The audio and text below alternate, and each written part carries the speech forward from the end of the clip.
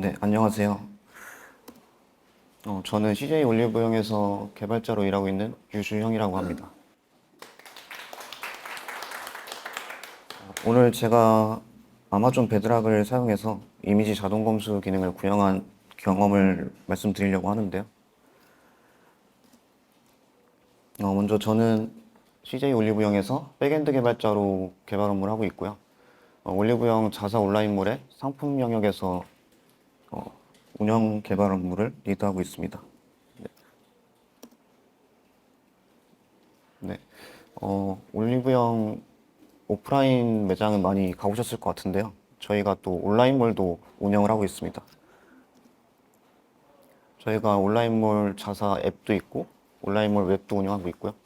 또 온라인몰 앱을 사용하시면은 오늘드림이라는 서비스를 통해서 당일 배송을 받아오실 수도 있습니다. 그리고 추가로 저희가 외부 플랫폼을 통해서 올리브영 상품도 판매를 하고 있는데요. 저희가 올리브영 배치 시스템을 통해서 일정 주기마다 상품 이미지와 기본 정보를 외부 플랫폼으로 연동을 해서 판매를 하고 있습니다. 근데 이렇게 운영을 하던 와중에 특정 플랫폼에서 문제가 발생하게 되었습니다. 저희는 파트너사의 상품도 판매를 하고 있는데 저희가 제공해주는 파트너 오피스라는 운영 시스템을 통해서 파트너사에서 상품 이미지를 업로드하고 또 상품 기본 정보도 등록을 하고 있습니다. 근데 가이드라인을 보시면 저렇게 본품 이미지만 들어가야 되도록 시스템을 통해서도 가이드를 하고 있고요. 또 담당 MD들이 따로 추가로 안내를 하고 있는 상황이었습니다. 근데 특정 협력사에서 특정 외부 플랫폼에 저렇게 가이드라인을 비웃듯이 모델 이미지 그리고 또 저런 1+1 기획 이런 배지 모양들의 이미지를 사용하고 있어서 이게 문제가 되는 상황이 발생했습니다. 특정 플랫폼에서 판매 이미지 가이드라인을 좀 제한을 강화하게 되면서 저희가 저렇게 제한 단계 경고를 받게 되었는데요. 그래서 그 이후로는 저희가 상품을 해당 플랫폼에서 판매 종료 처리를 한 상태고 빨리 판매 정상 처리를 할 수 있도록 이미지를 검수하는 시스템이나 아니면 그런 프로세스가 필요한 상황이었습니다. 문제는 이 플랫폼에서 발생하는 매출이 적지 않은 편이어서 빠르게 대응을 해야 되는 상황이었습니다. 그래서 저희가 기존의 프로세스를 확인을 한번 해봤는데요. 먼저 파트너사에서 이미지를 파트너 오피스를 통해서 업로드를 하면 내부 시스템인 백오피스를 통해서 담당 MD들이 한 번 더 이미지를 사람이 확인을 하고 문제가 없다고 생각되면 이렇게 승인을 처리하게 됩니다. 그러면 배치 시스템을 통해서 외부 플랫폼으로 해당 이미지들이 전송이 되고 그 플랫폼에서 판매가 되는 구조로 운영이 되고 있었습니다.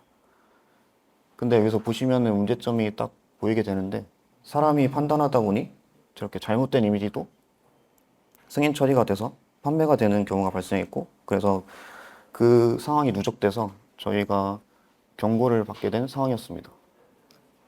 그래서 저는 이 프로세스를 보면서 해결을 해야 되겠다는 생각이 들었는데 그때 든 생각이 사람은 거짓말을 해도 기계는 거짓말을 하지 않는다라는 생각이 들었습니다. 그래서 저는 중간에 기계를 끼워 넣어서 사람이 잘못 이미지를 업로드한다면 기계를 통해서 업로드가 실패되도록 처리를 하려고 방향을 잡았습니다.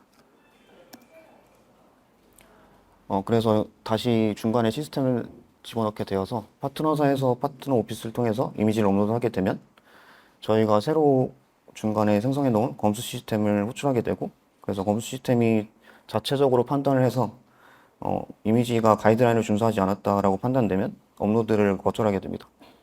그리고 백오피스를 통해서도 몇몇 MD들이 잘못된 이미지를 승인 처리하고 있었으니 똑같이 검수 시스템을 호출하도록 해서 잘못된 이미지를 업로드하고 승인 요청하게 되는 경우에는 저렇게 거절 처리가 되도록 하였습니다.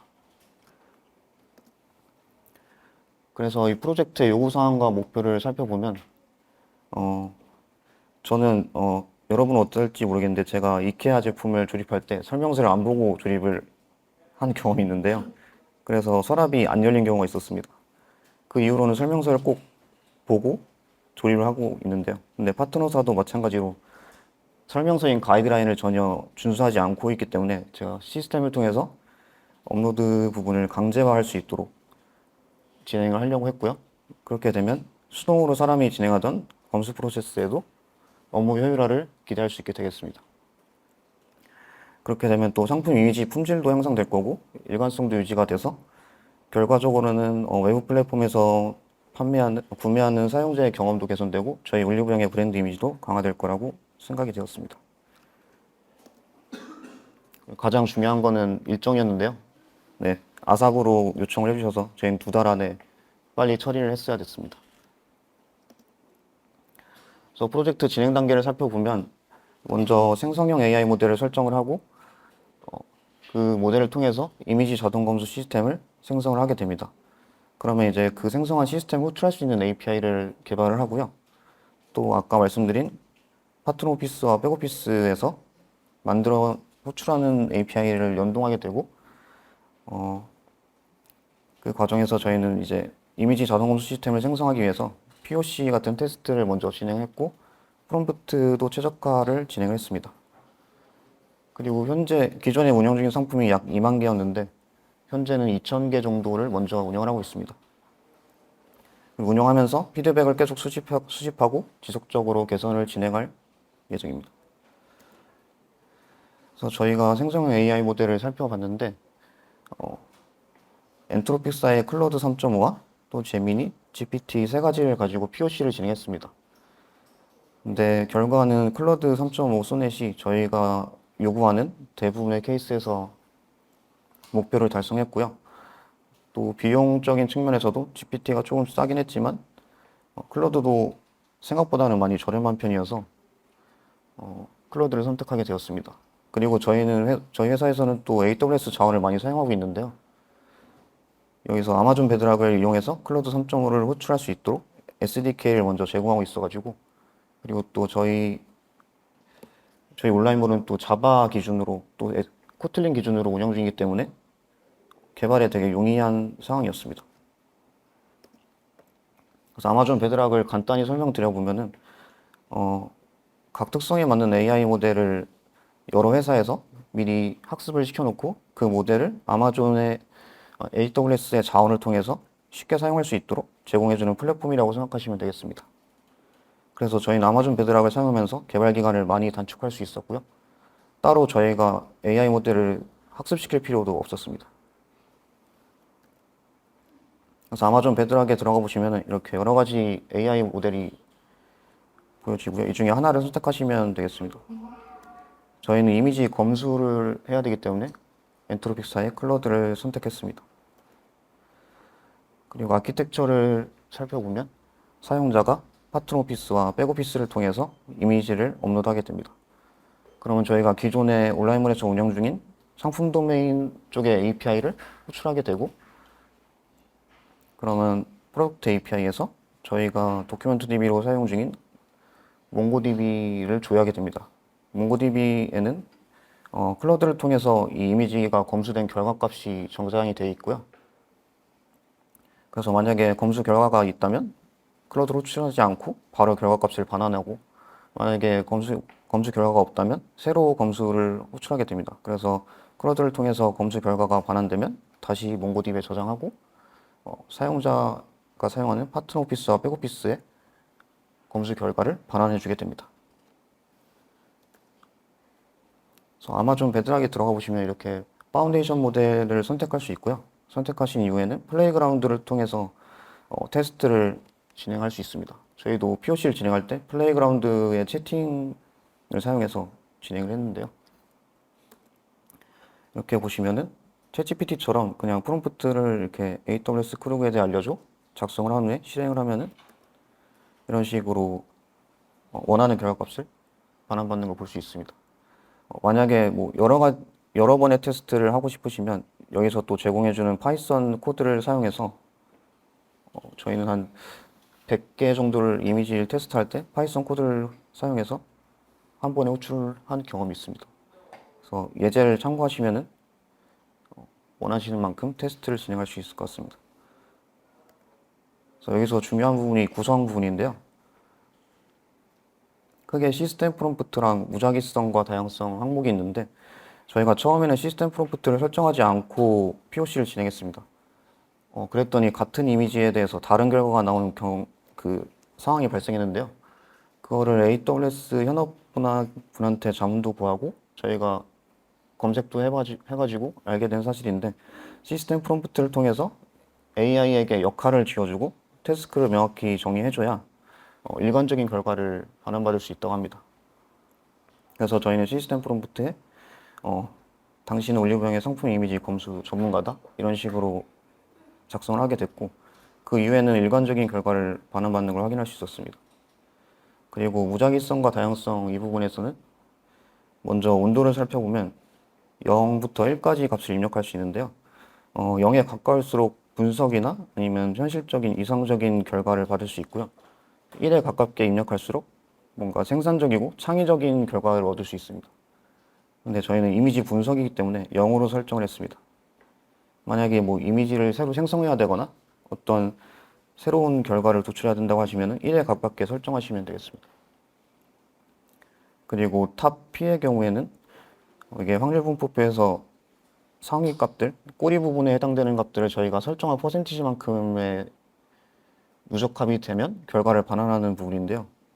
이게 좀 수학적으로 어려운 부분이어서 저희도 공부를 하게 됐는데, 많이 어렵긴 했는데, 저희는 만약에 이게 0.8로 선택을 하게 되면 80%가 됩니다. 그래서 결과값들이 여러 개 있을 때 상위 값부터 차례대로 누적합이 80%가 되면 나머지 결과값들은 제외하고 선택된 값들만 반환하게 됩니다.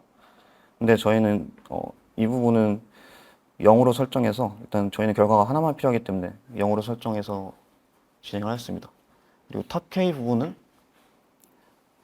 결과값들이 여러 개가 있을 때 가장 가능성이 높은 것 K개를 반환하는 부분이어서 저희는 한 개의 결과만 필요하기 때문에 1로 선택을 하였습니다. 그리고 저희가 프롬프트 엔지니어링을 진행할 때 클러드를 만든 엔트로픽사의 가이드라인을 일단 확인을 하고, 이 중에서 몇 가지 중요한 거를 중점으로 프롬프트를 개발하였습니다. 먼저 명확하고 직선적으로 프롬프트를 작성해야 된다. 그리고 예시들을 들어줘야 된다. 이게 예시들을 들어줘야 더 원하는 값에 가깝게 반환을 해준다고 하더라고요. 그리고 클라우드가 생각할 수 있도록, AI 모델이 스스로 생각할 수 있도록 유도를 해야 된다고 합니다. 그리고 아까 말씀드린 시스템 프롬프트를 통해서 클라우드에게 역할을 쥐어줘야 된다. 네, 이 부분들의 중점으로 프롬프트를 작성하게 되었습니다. 그래서 저희가 사용하고 있는 프롬프트는 이렇게 되는데요. 이렇게 보면 너무 눈에 안 들어와서 이렇게 단위별로 보도록 하겠습니다. 먼저 아까 말씀드린 롤을 설정해 줘야 되는데요. 너의 역할은 올리브영의 이미지 검수 전문가고, 너의 업무는 상품 이미지들을 분석하는 것이다. 그리고 너를 사용하는 목적은 올리브영의 엄격한 이미지 퀄리티에 맞춰서 이미지를 분석하는 게 너의 목적이다. 이런 식으로 먼저 가스라이팅을 해주고 시작을 해야 됩니다. 그리고 데피니션을 보면은 이제 분석해야 되는 대상에 대해 설정을 해주는데요. 먼저 패키지된 아이템들, 그리고 상품의 박스들이 모두 검수 대상이다. 또 추가로 상품 박스에 인쇄된 모델 이미지, 브랜드 로고, 이런 것들 모든 요소들이 검수 대상이다 라고 설정을 해줍니다. 그 이후에 체크리스트를 입력해 주는데요. 여기에 세 가지 케이스에 해당되면 승인 거절 처리를 할 수 있도록 입력을 해줍니다. 그래서 오른쪽에 보시면 저 가이드 준수한 이미지들은 상품 본품에 대한 이미지만 있고요. 가이드 미준수인 경우에는 배지나 로고나 모델 이미지, 이런 것들이 포함된 게 해당됩니다. 그래서 첫 번째 케이스는 상품 본품의 테두리가 아닌 상품 이미지 전체의 테두리가 하얀색이어야 한다. 하얀색이 아니면 모두 승인 거절이 되게 됩니다. 그리고 두 번째 부분은 텍스트로 된 로고, 또 겹쳐있는 이미지, 그리고 상품 본품에 있는 것이 아닌 외부에 있는 배지들, 이런 것들이 다 대상이 되고요. 그리고 예시를 들어줘야 되기 때문에 키워드라고 해서 저 예시 이미지에 보이시는 것처럼 뭐 1+1, 2+1 이런 동그랗게 되어 있는 배지들, 이런 로고들이 모두 승인 거절 대상이 되겠습니다. 3번 케이스의 경우에는 2번 케이스와 똑같은데요. 근데 2번 케이스에서 배지 부분만 제외한 케이스로 작성을 하였습니다. 그리고 커션을 사용해서 주의사항을 또 검수할 때 주의사항에 대해 입력을 해줍니다. 첫 번째는 아까 말씀드린 것처럼 상품 전체 테두리 이미지는 검수 대상이지만 상품 본품의 테두리는 검수 대상이 아니니 구분해서 검수를 하라고 입력을 해줬습니다.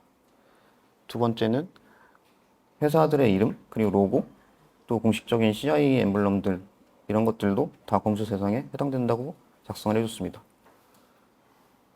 그리고 또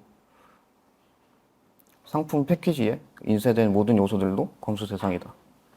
또 추가로 연관성 없는 요소들도 모두 검수 대상으로 잡도록 입력을 하였습니다. 예시를 보시면은 뭐 텍스트나 다른 물건들이나 배경, 그래픽들이 모두 해당되겠습니다. 그리고 프로세스를 입력해서 이 순서대로 검수를 하게 되는데요. 첫 번째는 먼저 상품 전체 테두리를 돋보기로 확대해서 하얀 색깔이 아닌지 체크를 하게 됩니다. 그 이외에는 아까 입력했던 승인 거절 체크리스트들의 조건에 해당되는지 확인을 하고요. 그걸 바탕으로 이제 승인인지 승인 거절인지 한번 확인을 하게 되고 마지막으로는 이제 결정을 내리도록 입력을 하였습니다. 저희가 API 형식으로 호출할 거기 때문에 아까 말씀드린 SDK로 API 호출을 하고 있거든요. 그래서 반환받는 값은 JSON 포맷으로 받을 수 있도록 이렇게 작성을 했습니다. 그리고 이 부분 또한 예시를 한번 들어줘서 저희가 원하는 JSON 포맷으로 정확히 받을 수 있도록 작성을 했고요. 임포턴트 부분으로 JSON 오브젝트로 반환이 안 될 경우에는 받지 않도록 예외 처리를 추가했습니다. 그래서 저희가 실제로 운영하는 API 응답 포맷을 보면은 이렇게 일정한 규격에 맞춰서 JSON 오브젝트로 받고 있고요. 성공인 경우에는 뭐 코드는 0으로 넘어오고 리절트는 true, 리즈는 성공이기 때문에 비어있는 값으로 옵니다. 실패인 경우에는 실패 코드와 또 실패 이유 이런 것들을 반환되게 되고요. 이게 사용자가 실제로 이미지 검수를 호출했을 때 백오피스나 파트너피스 통해서 알람 메시지로 확인을 할 수 있습니다. 그리고 저희 회사에서는 데이터독을 많이 사용하고 있는데요. 매트릭을 추가해서 실시간으로 만약에 호출할 때 에러가 발생하면 데이터독에 매트릭이 노출되게 되고 사내 메신저인 슬랙으로도 또 연동이 되게 됩니다. 그래서 저희가 실시간으로 모니터링 할 수 있도록 작업을 해놨고요. 그래서 이 프로젝트를 통해서 검수 시스템을 도입한 이후에 최종 성과를 보시면은 현재는 약 2,500개 정도 이미지를 검수 대상으로 잡고 있고요. 정확도는 약 99% 정도 되고 있고 이 중에서 검증 오류는 5개 정도가 발생했는데 이 부분에 대해서는 계속 개선을 해나갈 예정입니다. 그리고 이 시스템을 도입하면서 가이드라인 위반 확률 90%가 감소해서 역시 기계를 중간에 끼워 넣어야 좋은 것 같습니다. 그리고 매출적으로도 저희가 약 10억 원 정도 월 평균 매출이 있었는데 8월에 판매 종료 처리를 했고 9월부터 도입을 한 이후에는 1.2억 원 정도씩 매월 매출이 복구되고 있고요. 아직 2만 개가 기존 상품이기 때문에 좀 갈 길이 먼 것 같습니다. 그래서 제가 느낀 점은 이제 AI가 이 이미지는 잘못된 이미지야, 가이드라인을 미진수한 이미지야 라고 사람에게 알려주는 시대가 됐다. 그래서 저는 만약에 프로젝트를 긴급하게 진행하거나 뭔가 기간이 없는데 빨리 해결해야 되는 이슈가 있다면 아마존 베드락을 사용하시면 좋을 것 같습니다. 그리고 회사에서 AWS 만약에 사용하고 계시다면 더 추천을 드릴 것 같습니다. 저희도 베드락을 사용하면서 개발 기간이 거의 1달 반 만에 완료를 해서 추천을 드리고 싶습니다. 네, 발표 마치겠습니다.